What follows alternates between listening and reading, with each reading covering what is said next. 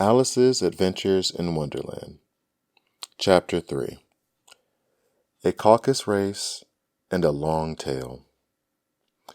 They were indeed a queer-looking party that assembled on the bank. The birds with draggled feathers, the animals with their fur clinging close to them, and all dripping wet, cross, and uncomfortable. The question, of course, was how to get dry again.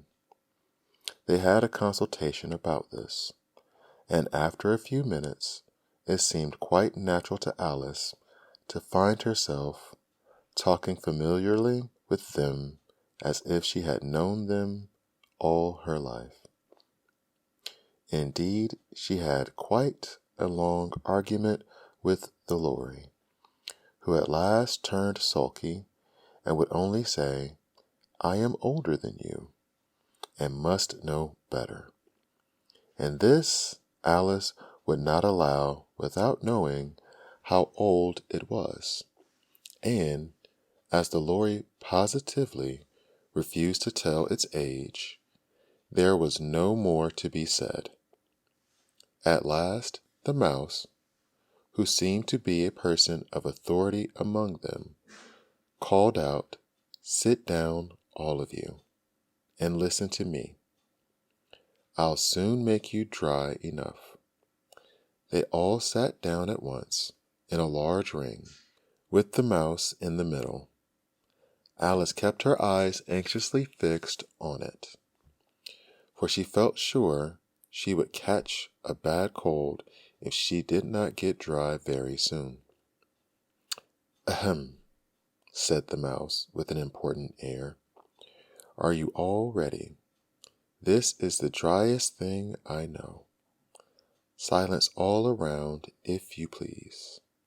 William the Conqueror, whose cause was favored by the Pope, was soon submitted to by the English, who wanted leaders and had been of late much accustomed to usurpation and conquest. Edwin and Morcar, the Earls of Mercia and Northumbria. "Ugh," said the Lory with a shiver. "I beg your pardon," said the Mouse, frowning, but very politely. "Did you speak?" "Not I," said the Lory hastily. "I thought you did," said the Mouse. "I proceed. Edwin and Morcar, the Earls of Mercia and Northumbria, declared for him, and even Stigand, the patriotic Archbishop of Canterbury, found it advisable." "Found what?" said the Duck. "Found it," the Mouse replied rather crossly. "Of course you know what it means." "I know what it means well enough. When I find a thing," said the Duck, "it's generally a frog or a worm. The question is, what did the Archbishop find?" The Mouse did not notice this question, but hurriedly went on. "Found it advisable to go with Edgar Atheling to meet William and offer him the crown. William's conduct at first was moderate, but the insolence of his Normans— How are you getting on now, my dear?" it continued, turning to Alice as it spoke. "As wet as ever," said Alice in a melancholy tone. "It doesn't seem to dry me at all." "In that case," said the Dodo solemnly, rising to its feet, "I move that the meeting adjourn for the immediate adoption of more energetic remedies."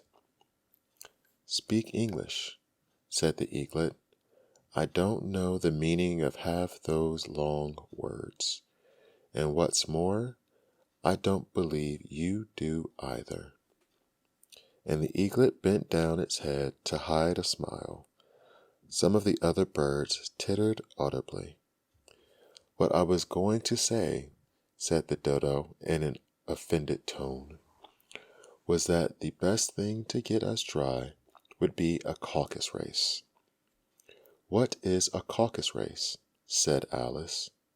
Not that she much wanted to know, but the dodo had paused as if it thought that somebody ought to speak, and no one else seemed inclined to say anything. "Why," said the dodo, "the best way to explain it is to do it.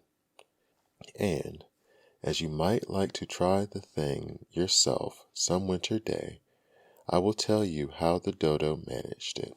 First, it marked out a race course in a sort of circle. The exact shape doesn't matter, it said. And then all the party were placed along the course, here and there. There was no 1, 2, 3, and away, but they began running when they liked, and left off when they liked, so that it was not easy to know when the race was over. However, when they had been running half an hour or so, and were quite dry again, the dodo suddenly called out, "The race is over," and they all crowded around it, panting and asking, "But who has won?" This question the dodo could not answer without a great deal of thought, and it stood for a long time with a finger pressed against his forehead, the position in which you usually see Shakespeare in the pictures of him. While the rest waited in silence, at last the dodo said, "Everybody has won, and all must have prizes." "But who is to give the prizes?" quite a chorus of voices asked. "Why, she, of course," said the dodo, pointing to Alice with one finger. And the whole party at once crowded around her, calling out in confusion, "Check, check," calling out in a confused way, "Prizes, prizes." Alice had no idea what to do, and in her despair she put her hands in her pockets and pulled out a box of comfits.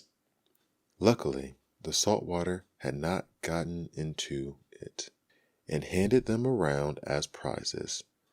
There was exactly one apiece all around.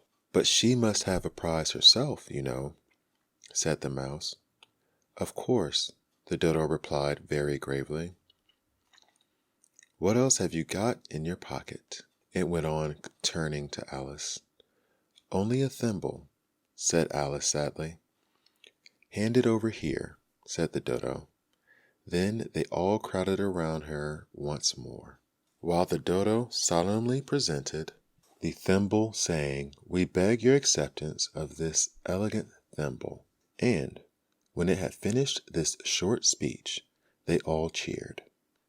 Alice thought the whole thing very absurd, but they all looked so grave that she did not dare to laugh.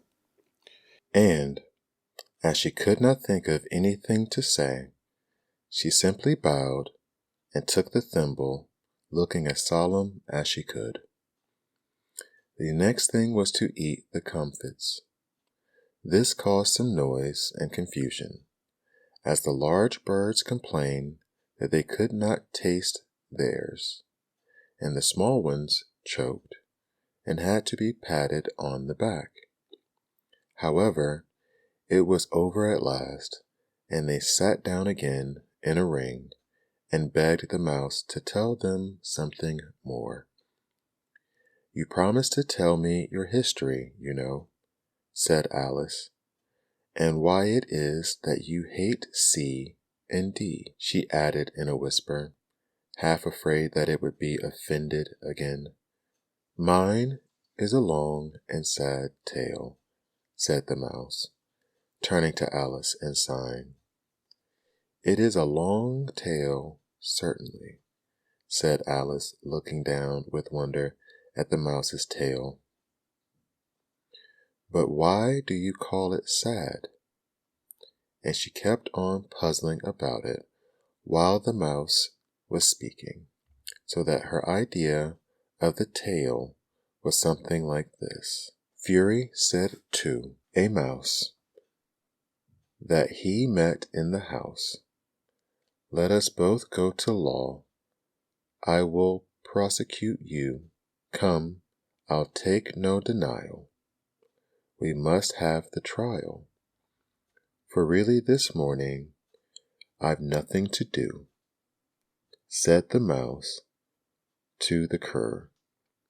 "Such a trial, dear sir, with no jury or judge, would be wasting our breath.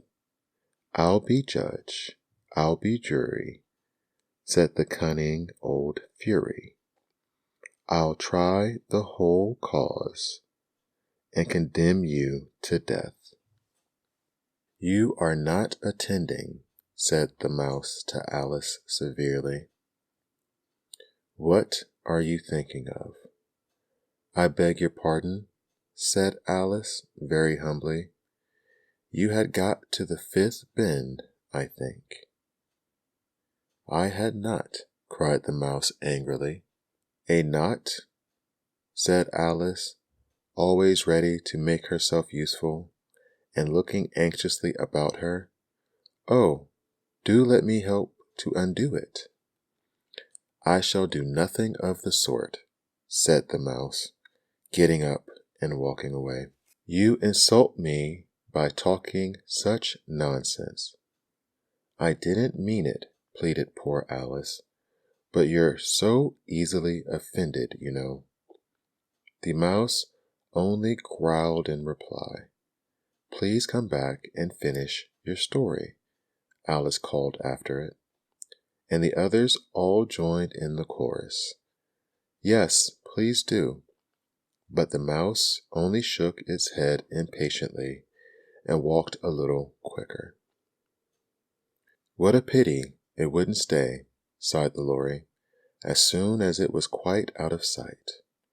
And an old crab took the opportunity of saying to her daughter, "Ah, my dear, let this be a lesson to you never to lose your temper." "Hold your tongue, Ma," said the young crab, a little snappishly. "You're enough to try the patience of an oyster." "I wish I had our Dinah here. I know I do," said Alice aloud, addressing nobody in particular. "She'd soon fetch it back." "And who is Dinah, if I may venture to ask the question?" said the Lory. Alice replied eagerly, for she was always ready to talk about her pet. "Dinah's our cat, and she's such a capital one for catching mice. You can't think. And oh, I wish you could see her after the birds. Why, she'll eat a little bird as soon as look at it." This speech caused a remarkable sensation among the party. Some of the birds hurried off at once. One old magpie began wrapping itself up very carefully, remarking, "I really must be getting home. The night air doesn't suit my throat." And a canary called out in a trembling voice to its children, "Come away, my dears. It's high time you were all in bed." On various pretexts they all moved off, and Alice was soon left alone. "I wish I hadn't mentioned Dinah," she said to herself in a melancholy tone. "Nobody seems to like her down here, and I'm sure she's the best cat in the world. Oh, my dear Dinah, I wonder if I shall ever see you any more." And here poor Alice began to cry again, for she felt very lonely and low-spirited. In a little while, however, she again heard a little pitter-pattering of footsteps in the distance, and she looked up eagerly, half hoping that the mouse had changed his mind and was coming back to finish his story. This is the end of chapter 3.